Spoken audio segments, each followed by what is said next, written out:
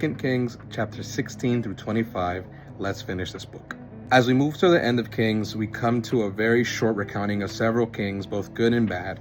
One of the kings that stand out, his name is Hezekiah. While we're going to explore Hezekiah a lot more in detail later, it's important to remember that many of the kings that we see now, we're going to see again in Chronicles, and we're going to see again later. So they'll have more screen time and more in-depth explanations as to what they did wrong and what happened through the books of their prophets. And those prophets that were ministering during the reigns of these kings, they're going to explain the different perspective of what was going on in Israel and what God was really trying to do in the gap. One of the realities that we come to is that towards the end of the book of Kings, we're seeing depravity, sin, and chaos just kind of run rampant. Child sacrifices is back, public sexual immorality, pagan worship, idolatry of every single type.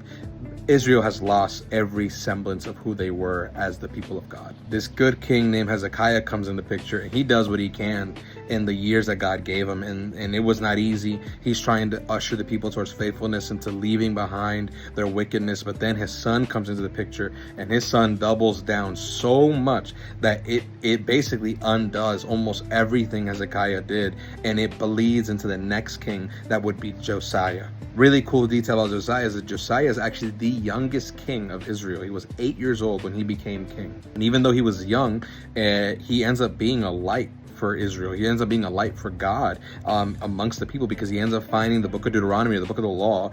And when he finds the book, he has so much conviction on what he's seeing in his people that he goes and starts to undo, or try to undo, everything that Manasseh had done.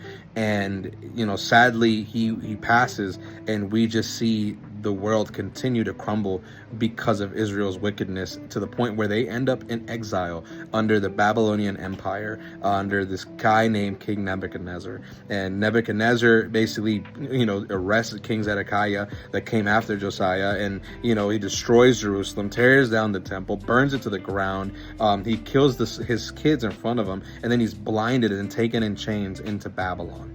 Everything that David and Solomon had built is now literally destroyed. It is crumbled to the floor, and there's a little bit of stability even when they're in slavery. But then Gedaliah is assassinated, and what's left of the people flee to Egypt. And the nation is on the run because this is the end of their kings. This story is important in understanding why this happened, is because everything God warned came to pass.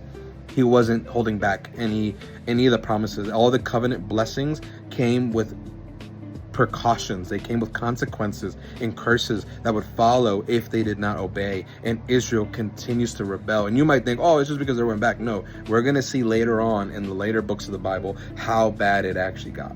And we're almost done recapping books. Okay, we got 2 more. It's the Chronicles. After that, we're going to see names appear again, but more context, more of what God was saying to these people, and not just us kind of seeing the short recap before or what happened. No, we're going to see a more brought out and drawn out experience as we go forward. But don't worry, there's going to be some uplifting before we get to those hard to read stories and the things that they did. You got this. You can continue reading. I promise it's going to be easier. I personally believe that you should go to listening in the Bible at this point and listening through Chronicles, because it is very, very long-winded. Nevertheless, I'll see you guys in the next one.